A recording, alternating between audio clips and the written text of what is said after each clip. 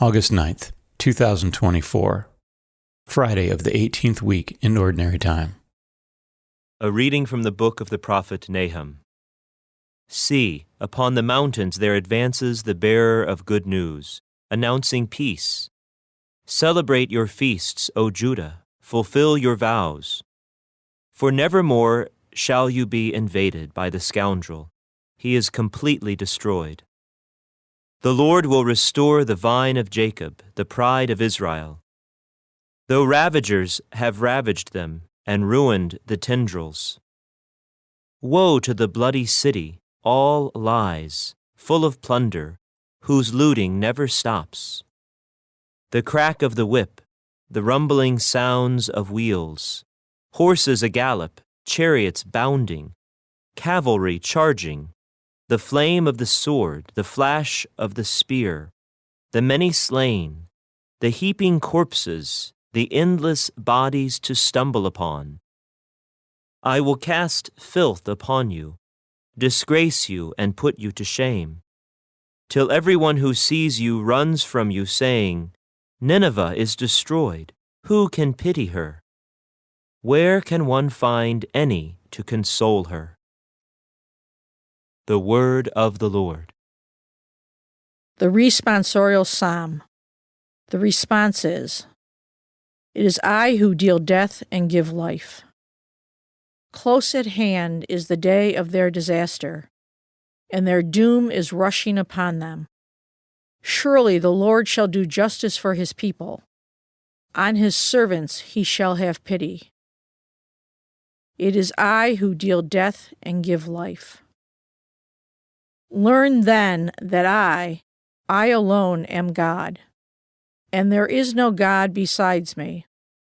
It is I who bring both death and life, I who inflict wounds and healed them.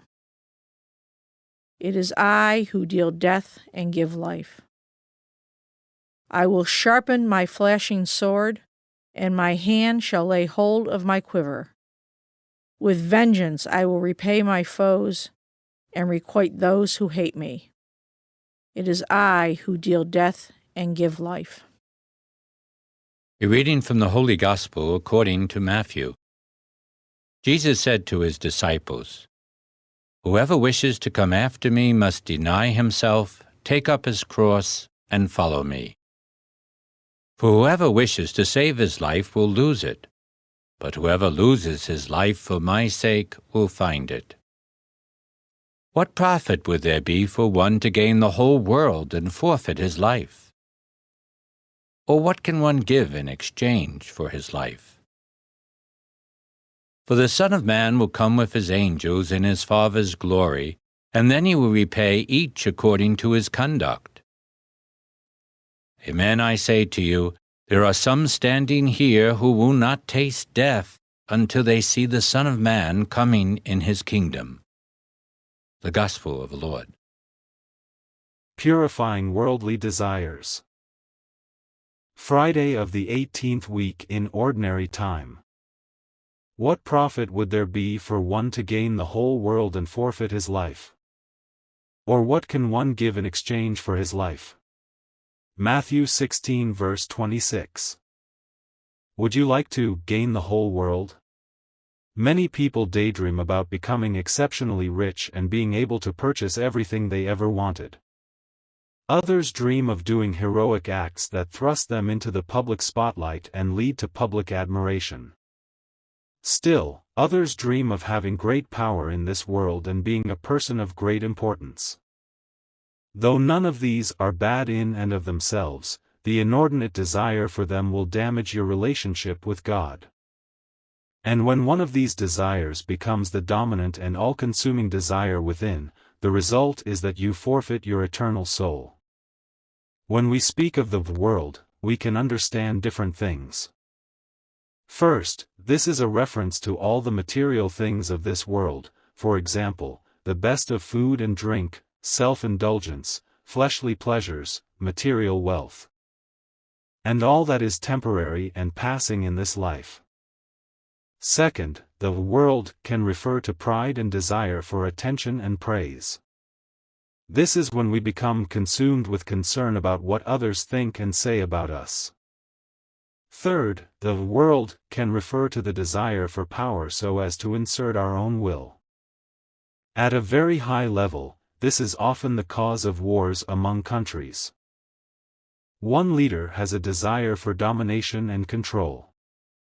This desire for power and control can also affect each person within any part of that person's life, including family, friends, work, social circles, etc. The common thread among all three of these examples of worldly desires is the deception that obtaining more of them will satisfy you. Though they may satisfy you in a temporal and passing way, these desires will also have the effect of destroying your soul. This is because we have to choose. Either we seek to satiate the spiritual yearning of our souls, or we will seek to satiate ourselves with the passing promises of the world. We cannot have both. It should be noted that obtaining wealth, being publicly praised, or being put in a position of power is not evil in and of itself. In fact, any one of these offers potential for good. The problem arises when a person seeks one of these worldly desires for selfish reasons and under the delusion that it will provide fulfillment. Truth be told, any one of those situations imposes a true cross on the person who is seeking to serve God alone. The responsibility that comes with wealth, prestige, or power is real. Therefore, when one or more of these are obtained, they must be handled with detachment and humility. For example, if one becomes quite wealthy, the precept to live spiritually detached from material things still remains.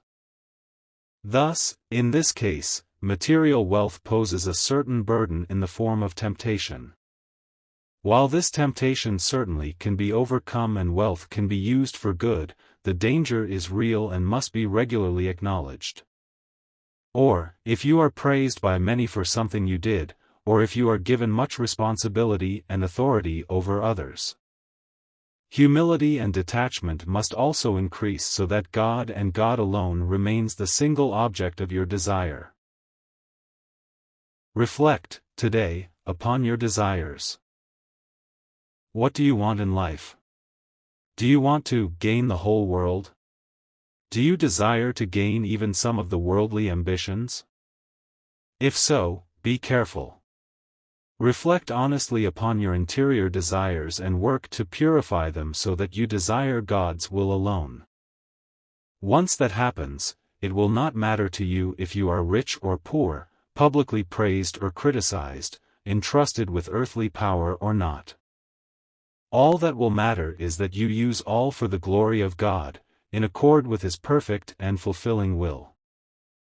Most glorious God, your will is perfect and is the one and only source of fulfillment in life.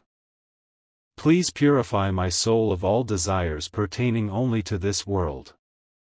May my one and only desire in life be the fulfillment of your holy will so that all I have will only be used for your glory. Jesus, I trust in you.